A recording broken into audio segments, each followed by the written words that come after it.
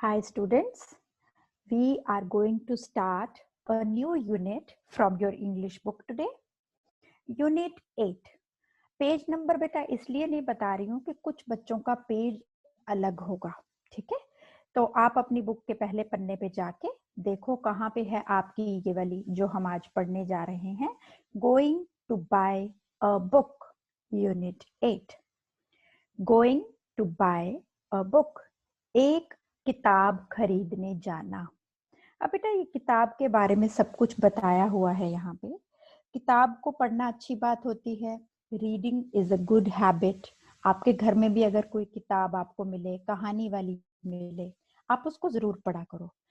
आइए ये पढ़ते हैं और आपको समझ में आएगा कि कितना उन बच्चों का मन था बुक्स पढ़ने को जो बुक लेने गए थे, ठीक है? और क्या क्या कंफ्यूजन होती है आपस में दोनों की वो भी आपको पता चलेगा, ठीक है? चलिए शुरू करते हैं हम. One day, grandfather gave my brother and me some money. एक दिन दादाजी ने मुझे और मेरे भाई को कुछ पैसे दिए. Go and buy books, he said.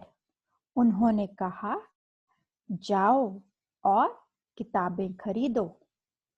We were both very happy. हम दोनों बहुत खुश थे. We both love to read.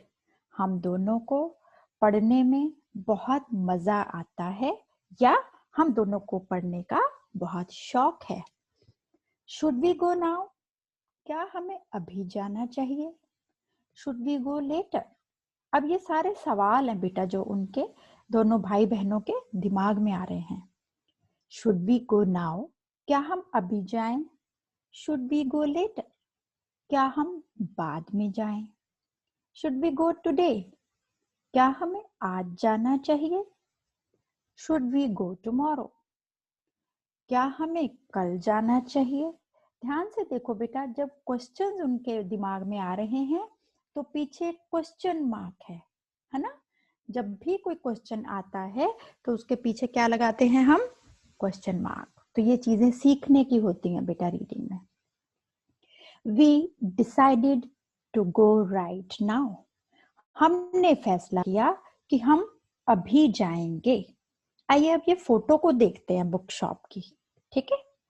एक बार जो फोटो नीचे दी हुई है देखो, आपको क्या लिखा हुआ? अच्छा, शॉप, उसके बुक के शॉप के ऊपर क्या लिखा है? बुक शॉप, किताब की दुकान. ऐसी सी दिखती है जब हम जाते हैं किताब की दुकान में ना. अब वो दोनों भाई बहन बहुत खुश होके जा रहे हैं. आइए बच्चों अब हम नेक्स्ट पेज के ऊपर मूव करते हैं. जो आगे कहानी बढ़ रही है हमारी वो है should be go to the big market. क्या हमें बड़े बाजार में जाना चाहिए? Should be go to the small shop. क्या हमें छोटी दुकान में जाना चाहिए? Should be go with somebody. क्या हमें किसी के साथ जाना चाहिए? Should be go alone. क्या हमें अकेले ही चले जाना चाहिए? We decided to go to the small shop. हमने एक छोटी दुकान पे जाने का फैसला किया. Just the two of us. Just हम दोनों. We like the small book shop. हमें छोटी किताब की दुकान बहुत पसंद है. It is small but it has many books. ये छोटी है लेकिन इसमें बहुत सारी किताबें हैं. The man in the shop likes us. दुकान में जो भाई हैं वो हमें बहुत पसंद करते हैं. He always helps us. वह हमारी हमेशा मदद करते हैं. Should I buy a book with a lot of pictures? क्या मुझे ऐसी किताब खरीदनी चाहिए जिसमें बहुत सारी तस्वीरें हैं? Should I buy a book with a lot of stories? क्या मुझे बहुत सारी कहानियों वाली किताब खरीदनी चाहिए? Should I buy a thin book? क्या मुझे एक पतली किताब खरीदनी चाहिए? I could not decide. मैं फैसला नहीं कर पाई. अब बेटा फिर से शुरू से हम स्टार्ट करेंगे, लेकिन क्या देखा हमने ये सारा जो अभी तक पढ़ा है कि बहुत सारे सवाल हैं, है ना, और उसके जवाब भी हैं अंत में। अब जो तो सवाल हैं वो कैसे शुरू हुए हैं बेटा, ध्यान से देखो।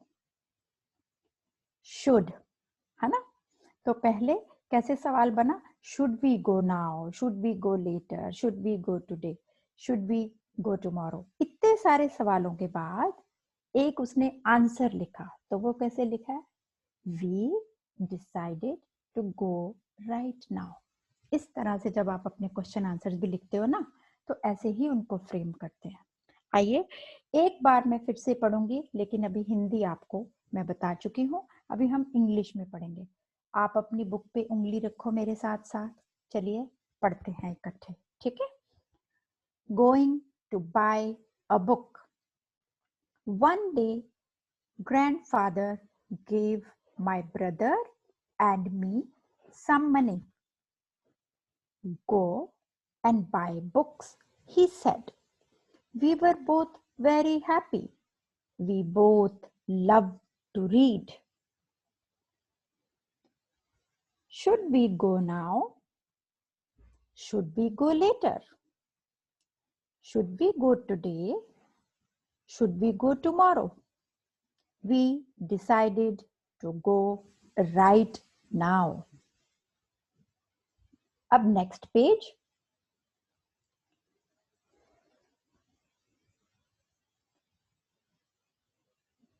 Should we go to the big market? Should we go to the small shop? Should we go with somebody? Should we go alone? We decided to go to the small shop, just the two of us. We like the small bookshop. It is small, but it has many books. The man in the shop likes us. He always helps us. Should I buy a book with a lot of pictures?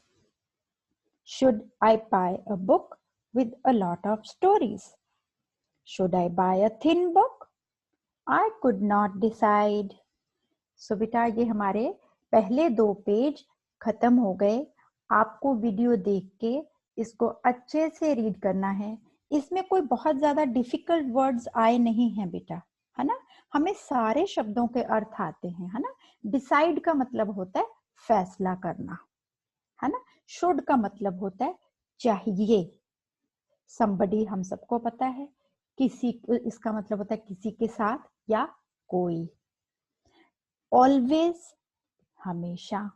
तो बेटा ये सारे easy शब्द हैं, फिर भी आपको कोई लगे कि किसी की हिंदी नहीं आ रही, आप अपनी मैम को फोन करना। 3 से 4 बार जरूर वीडियो देखना है, तभी रीडिंग समझ में आएगी। जो मैं इंग्लिश टू हिंदी कर रही हूँ वो 3 से 4 बार। अगले 2 पेज मैं आपको कल पढ़ के बताऊंगी, ठीक है। Have a good day.